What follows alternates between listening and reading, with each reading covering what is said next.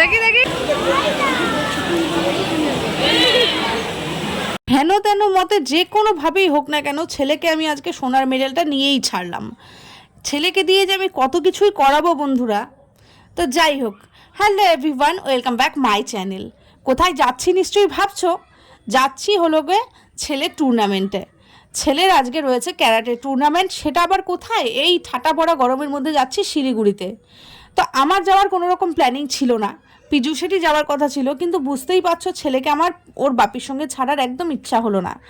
আমিও সঙ্গে যাই ঠ্যাঙাতে ঠ্যাঙাতে, দেখতেই পাচ্ছ যে হারে রোদ্রু, আর ভোটের জন্য গাড়িও নেই। মানে দুদিন পরেই ভোট, তার জন্যই হচ্ছে গিয়ে সমস্ত গাড়ি টাড়ি বন্ধ করে নিয়েছে। তো এই যে দেখতে পাচ্ছ তিনটে পা, মানে আমি কোনো রকম একটুখানি এখানে আটকে রয়েছি বন্ধুরা। খালি যদি আমাকে ধাক্কা দেয় আমি মনে হয় জানলা ভেঙে মানে দরজা ভেঙে পড়ে যাব। গাড়ি যদিও বন্ধ, আমাদের স্টেট বাসেই যাওয়ার কথা ছিল। তো কি হয়েছে, আমাদের তো অনেক কটা প্যারেন্টস যাচ্ছে তাদের বাচ্চা কাচ্চা নিয়ে, তো তাদের মধ্যেই একজন গাড়ি আছে তার পার্সোনাল, তো বলছে চলো আমার গাড়িতে যদি তোমাদের হয়ে যায় ঠাসাঠাসি করে চলে যাও। তো এই যে দেখতেই পাচ্ছ কতগুলো মাথা বন্ধুরা সামনে আদি, আর ওই যে ড্রাইভার দাদা মানে যার ছেলে টুর্নামেন্টে যাবে তার ছেলেটা বসে রয়েছে, দুজনে মিলে। এই গরমের মধ্যে দম ঠাসাঠাসি অবস্থা, কিন্তু না গিয়েও তো উপায় নেই। আমার সত্যি কথা বলতে যাওয়ার ইচ্ছাই ছিল না, এক ফোঁটাও না। তারপরে আবার সকালবেলা উঠে নিয়ে রান্নাবাড়ি করলাম, সেদ্ধ ভাত করলাম, ছেলেকে খাওয়ালাম, ওর বাপি খেলো, পূজা টুজা স্নান করে নিয়ে বললাম না যখন সব কাজই হয়ে গেছে তাহলে চলো। ওফ, কী যে পরিস্থিতির মধ্যে আমরা আসলাম তোমাদেরকে বোঝাতে পারবো না। এত খারাপ পরিস্থিতি যেন কোনোদিনও না হয়। আগে জানলে পরে আমি যেন স্টেট বাসেই আসতাম। তো আমাদের না সবাইকে এখানে এসে একত্রিত হতে বলেছিল, এখান থেকেই যে যার মতন তারপরে মানে সবাই একত্রিত হয়ে ওইখানটায় যাওয়া হবে যেখানে টুর্নামেন্টটা হবে। তো এই যে আমাদের লাগেজগুলো দেখতে পাচ্ছ, তো লাগেজ বলতে মানে যেইগুলো টুর্নামেন্টে লাগবে, আমার ছেলে তো খুব একটা জিনিসপত্র নয়, ওর বাপির ব্যাগে এঁটে গেছে। এদের আবার ওই যে গ্লাভস অনেকগুলো কিছু রয়েছে, যার জন্য ওই যে ব্যাগ। এত গরমের মধ্যে সেদ্ধ অবস্থা। তো যাই হোক, এসছি যখন, ছেলেকে আমি চাই যেন ও জিতে ফিরুক। তো ওই যে ওকে নিয়ে আমি এখন রওনা দেবো ওখানে যাওয়ার উদ্দেশ্যে। আর আমাদের স্যারের সঙ্গে দেখা হয়ে গেল, মানে হচ্ছে গিয়ে আমাদের একটা জায়গায় এসে সবাই মিলে একত্রিত হওয়ার কথা ছিল, যদিও জায়গাটা চিনি না, স্যার এসে নিয়ে আমাদেরকে নিয়ে আসবে। তো ওই যে সবাই মিলে আমরা চলে এলাম এখানে। আর আসার পর দেখতেই পাচ্ছ সামনেটা কত ভিড়। তো ওই যে স্যারও দেখি ঢুকলেন, স্যার বলছে যে আমি একটুখানি ভেতরটাতে গিয়ে জিজ্ঞেস করে আসি। তো এই যে স্যার যাচ্ছে, আর পীযূষও বলছে যে আমরা কেন দাঁড়িয়ে আছি, আমরাও যাই ভেতরটাতে গিয়ে জিজ্ঞেস করি।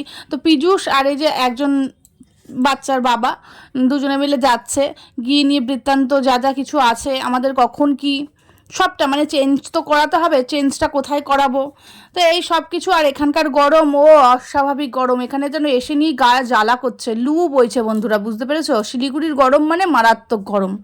তা আমাদেরকে বলা হলো যে ভেতরে একটা হোয়াইট রুম আছে, সেখানে গিয়ে চেঞ্জ করে নিন, কেননা সেখানেই সবাই বাচ্চাগুলো চেঞ্জ করছে। ওই যে দেখতেই পাচ্ছ একের পর এক সবাই চেঞ্জ করে চলেছে, কেননা সবাই তো টুর্নামেন্টের নাম দিয়েছে।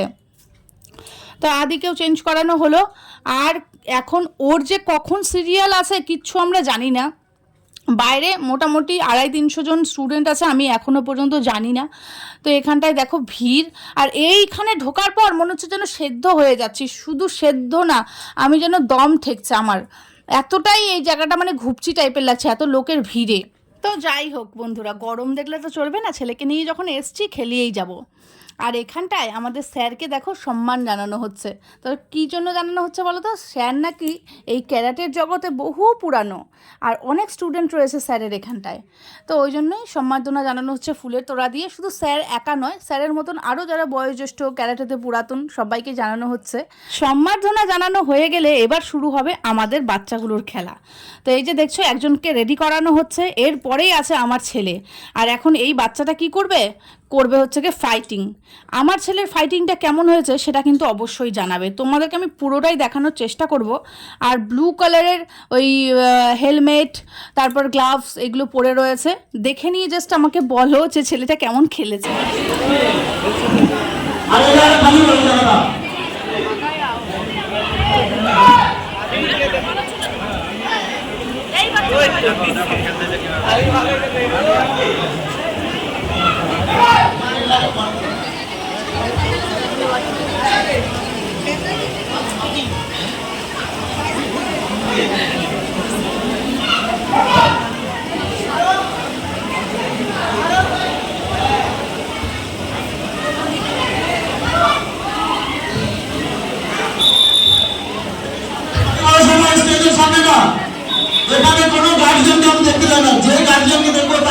প্রিন্সিপাল থাকতে হবে এখানে।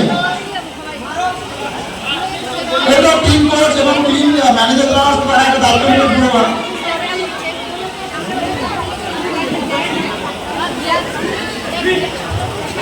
এই শেষে এখানে তারা খালি বসে এই সামনে গার্জিয়ানরা যারা দাঁড়িয়ে আছে একটু সাইডে সরে যাবে এখান থেকে, ডান দিকে যারা আছে ওই জায়গাটা পুরো খালি হয় জায়গাটা।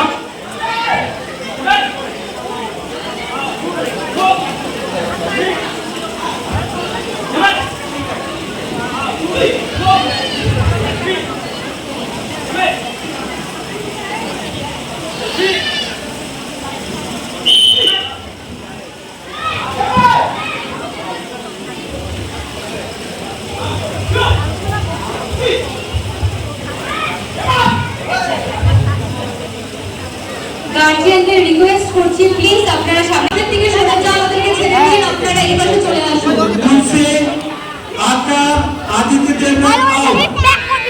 গার্জিয়ানদের বলা হচ্ছে বাচ্চাদের মাঝখান থেকে বেরিয়ে আপনারা ডান দিকে চলে যান। অনেক শুরু হয়েছে, ব্যাক করে নিয়ে একবার।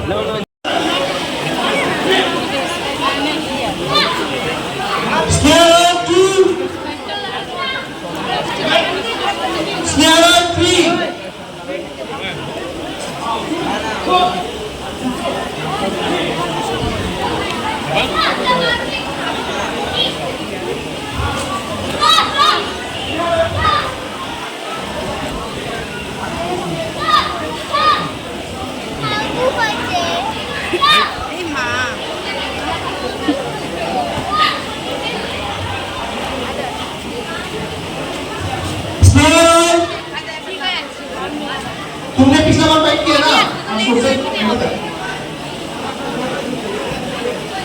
मनाशिता मंडल अश्मिता अश्मिता একটা রাউন্ড খেলার পর যেমন পার্টনার চেঞ্জ হয়ে গেল তেমন কিন্তু গ্লাভসও চেঞ্জ হয়ে গেছে, হেলমেট গ্লাভস সব কিছু রেড হয়ে গেছে। আর এমন পার্টনার দিয়েছে বন্ধুরা, আমার ছেলে তার মার খেয়ে উল্টে পড়ে যাচ্ছে। ওর সমান সমান দিলে বেশ ভালো হতো। তো যাই হোক, আমার ছেলেটা এর আগে কিন্তু এরকমভাবে ফাইটিং করেনি, তাও যে খেলতে পারছে এটাই যথেষ্ট। আর তার থেকেও বড় কথা, আমাদের স্যার না একটুখানি ভুলা মনের আছে, আমাদেরকে একবারের জন্যও বলেনি যে এইরকম ফাইটিং টাইটিং এটা ওটা হবে। তাহলে পরে আমরা গ্লাভসগুলো নিয়ে আসি বাড়ি থেকে অ্যারেঞ্জ করে, আর এখানে এর কাছে চাইতে হচ্ছে, ওর কাছে চাইতে হচ্ছে, এর মুখঝামটা ওর মুখঝামটা কে কাকে দেবে বলো এত স্টুডেন্টের মধ্যে? আদির মতন একজনকে দিতে হতো, আদি থেকে তো একটু লম্বা চওড়া হয়ে গেছে। আদিত্য দেবনাথ কোথায় আর আরিয়ান দাস কোথায়? ইস রে, ছেলেটার কষ্ট হচ্ছে।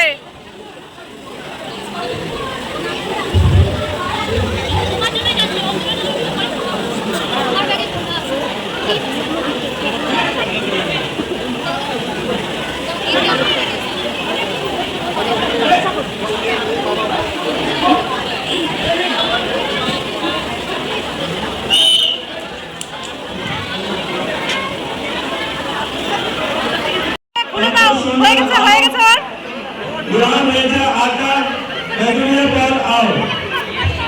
হয়ে গেছে। আদি ফার্স্ট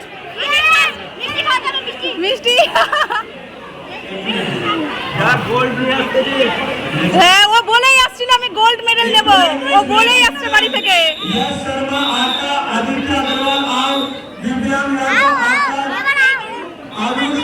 ছেলেটা এরকম একজন পার্টনার পেয়ে সোনার মেডেলটা যে পাবে এটা জাস্ট আমি ভাবতেই পারিনি। ওর কথা ও আজকে রাখলো, বাড়ি থেকে বলেই এসেছিল মা আমি সোনার মেডেল বাড়ি নিয়েই আসবো।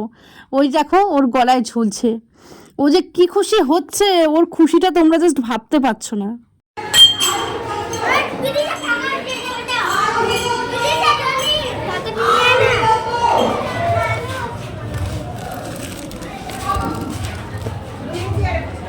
बस बस बस बस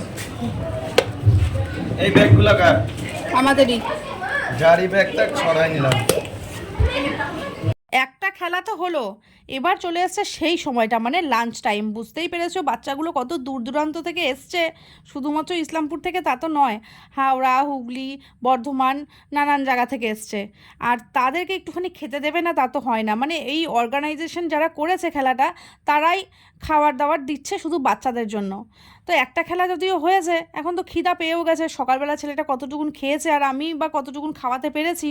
তো দিয়েছে যখন ভালোই হয়েছে, ভাবছি বিরিয়ানি লাভার ছেলেটা আমার, বিরিয়ানিটা ভালো করে খাইয়ে দেবো। আর এই বাবাটাই শুধুমাত্র মানে আমাদের সঙ্গেই এসছে, এই এই দাদাটাই গাড়ি চালিয়ে নিয়ে এসছে।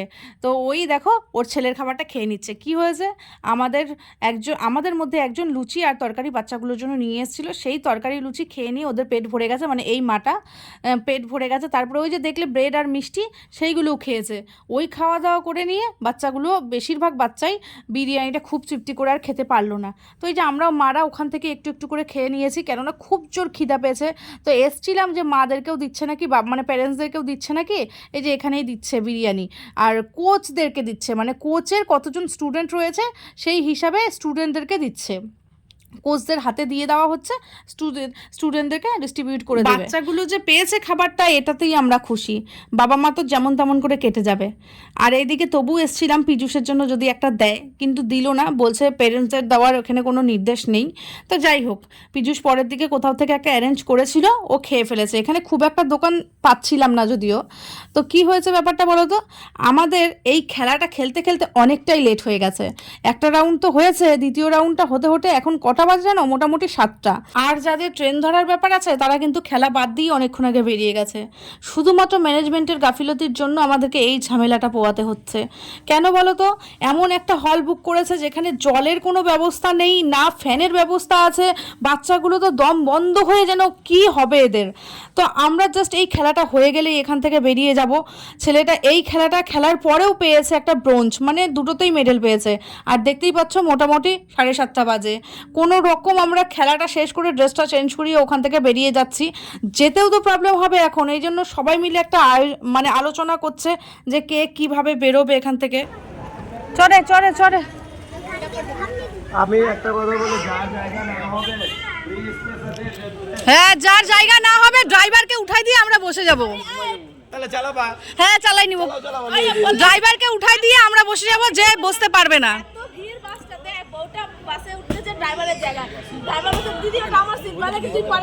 পরের বাস ড্রাইভারকেই নামাই দিব, নামাই দিয়ে আমরা বসে যাব। ওখান থেকে তো আমরা অনেক কষ্ট করে বেরোলাম, গাড়ির অবস্থা তো বুঝতেই পারছো কীরকম কষ্ট করে এসছি। তা আমার হয়ে গেছে শরীরটা খারাপ, শিলিগুড়ির সেই ব্যবসা পড়া গরম, সেই গরমে আমার মাথা ভীষণ যন্ত্রণা হচ্ছে। তো পীযূষ বলল সকালবেলা বেরিয়েছো, একটু মুখ হাত পায়ে জল দাও। একটা হোটেলে থামলো, থেমে নিয়ে বলছে রাতের ডিনারটা আমরা কমপ্লিট করেই যাই, কেননা বাড়িতে গিয়ে আবার কি রান্না করব, সেই সকালে বেরিয়েছি, শরীরটাও ভালো লাগছে না। তো পীযূষের জন্য আর আদির জন্য আমাকেও খেতে বসতে হলো। ছেলেটাকে বাড়িতে গিয়ে আবার কি রান্না করে খাওয়াবো, ভেজ থালি নিয়ে নেওয়া হচ্ছে। সবাই যে যার মতন বসেছে। আমার শরীরের অবস্থা এতটাই খারাপ যে বাড়ি গিয়ে তোমাদের সঙ্গে শান্তিতে কথা বলবো তা হবে না। তো যাই হোক, আমি নেক্সট ব্লগে তোমাদেরকে মেডেলগুলো দেখাবো। আজকের জন্য আমি ভিডিওটা এখানেই এন্ড করি, নেক্সট ব্লগে দেখা হচ্ছে। খুব ভালো থাকবে, গুড নাইট।